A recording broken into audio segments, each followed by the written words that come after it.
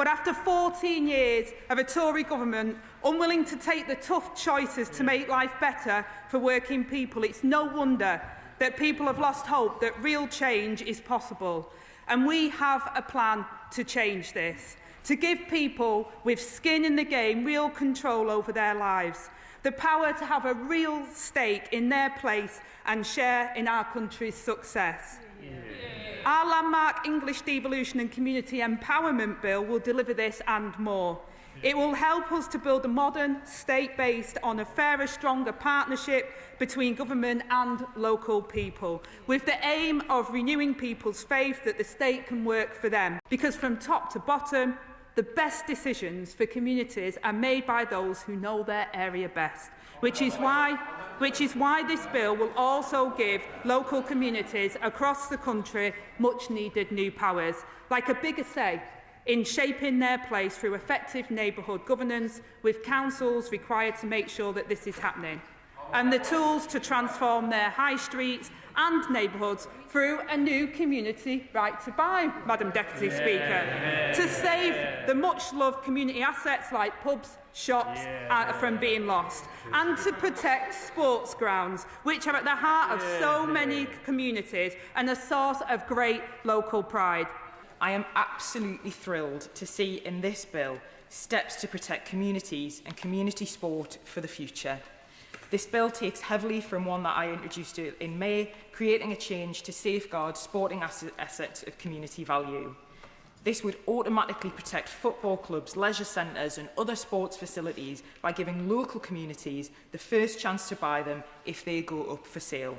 There are over 6,000 sports grounds in England alone. To protect them under the current system is complex, it is buried in red tape and it's made far too difficult. And it's meant that fewer than 100 sports facilities are protected community assets across the country, meaning that almost 99% of sports facilities across the country are not currently preserved from developers trying to buy up land. We want to give people the authority to make decisions about their own areas. And this summer I was absolutely delighted to visit so many facilities in my constituency: Cramlington Rockets, Burradon Juniors, Backworth Hall Cricket Club, as well as working with the likes of Hazelrig Victory, Wide Open Football Club and many more. These clubs and facilities are at the heart of our communities, not just providing sport, but community activities, running holiday clubs and being a welcoming community space. For many of the villages and towns across Cramlington and Killingworth constituency, they are the lifeblood. So I'm delighted that this government is protecting these vital pillars in the community that are so important to local people. For too long, Whitehall has left communities and regions like mine trapped and poorer because decisions were not taken with them in mind. Now, this government is changing that with the biggest shift of power out of Westminster to the North East and my communities. It will boost growth, raise living standards and deliver services for local people. It is about giving power to those who know our communities best. So I'm delighted that this Labour government is putting our regions, our communities and our neighbourhoods first. Yeah. And as I have a minute left, I just wanted to take this opportunity to thank, as a Labour and Co-operative MP, to thank the Co-op Party and all its members for all the campaigning that they have done to deliver so many measures in this bill, including the community right to buy. Joe Platt. Thank you, Madam Deputy Speaker, and I refer members to my register of interest. The fight to rebuild trust in politics must begin in our communities. In Lee and Atherton, people want to feel proud of the place that they call home.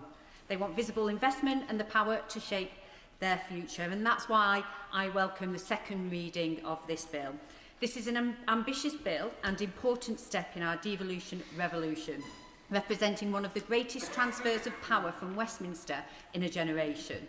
It is the first UK bill in history to include the word empowerment in its title.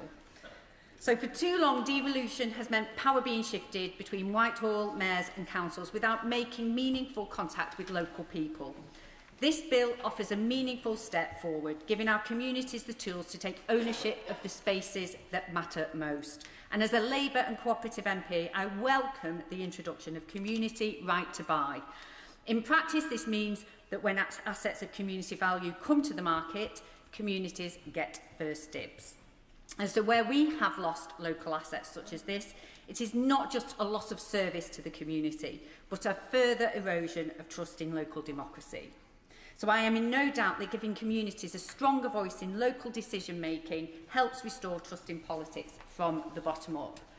And in my constituency of Lee and Atherton, Lee Spinners Mill and Lee Works stand as shining examples of what happens when local people take the reins.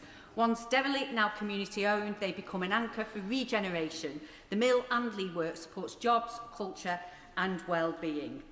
But across the country, people have seen beloved community spaces forced to close their doors. Thousands of community centres, youth clubs, libraries, pubs and leisure centres have closed over the last decade. With this bill, Labour is rebuilding the fabric of our communities. Giving local people power to buy community spaces means more assets owned and shaped by the people who use and love them. We are helping communities unleash the energy, passion and creativity that exists in every community. So many members in this House as well have pointed to GM as a blueprint. Greater Manchester does show what's possible when devolution is done right. And since 2015, we've built 85,000 homes. We've launched the B network and supported over 100,000 residents into work. And I have also been a strong advocate for devolution for many, many years. My work as a local councillor at Wigan Council and then at Spinners Mill reinforced my belief in giving power to local authorities and the communities that they represent. We must seize this opportunity to put power back where it belongs and build a future where Lee and Atherton and communities across the country feel empowered and proud of the place that they call home. Thank you. I'd like to thank honourable members from across the House for their contributions in today's important debate. And I think just the sheer number of members who wanted to speak really does speak to how important these issues are. And the passion and the enthusiasm shown by members of this House shows that their care for their communities is absolutely clear, as is their desire to see local economies thrive and for the benefits of growth to be felt by every community across the country. This is a generational shift in power that will see community empowerment enshrined in law, and local leaders and mayors with skin in the game trusted to get on and to do the job that they've been elected to do, in a new relationship of equals with central government built on a shared commitment to people and place, mutual respect and cooperation. The English Devolution and Community Empowerment Bill does exactly what it says: a top-to-bottom redistribution of power in this country, putting decision-making in the hands of our regions, our towns, cities and our communities, and delivering real change for working people in the places they call home, bringing growth, opportunity and empowering local leaders and our mayors to make the right decisions alongside their local communities. As my honourable friend, the Deputy Prime Minister, said at the start of this debate, this is a landmark bill that will help us build a modern state based on a fairer, stronger partnership between central and local government.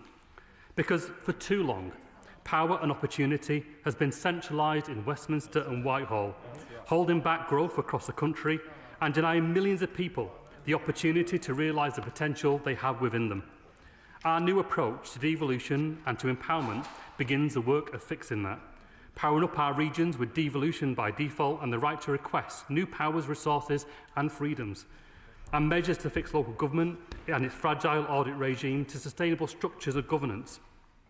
And it gives real power to communities through the community right to buy local assets rooted in our high streets, our neighbourhoods and our sporting grounds. And it gives a greater say in local issues, with frontline ward councillors given the respect, the power and the tools they need to make a difference in their communities through neighbourhood working arrangements in every council across the country. Because when we said this was a top-to-bottom transfer of power, we meant it.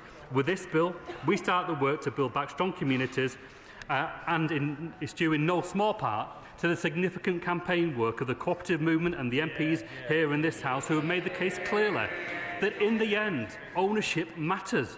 And so we will give communities the tools and the real power to take on the assets that they love. It's the right thing to do. And quite frankly, the previous government on all these issues could have done far more.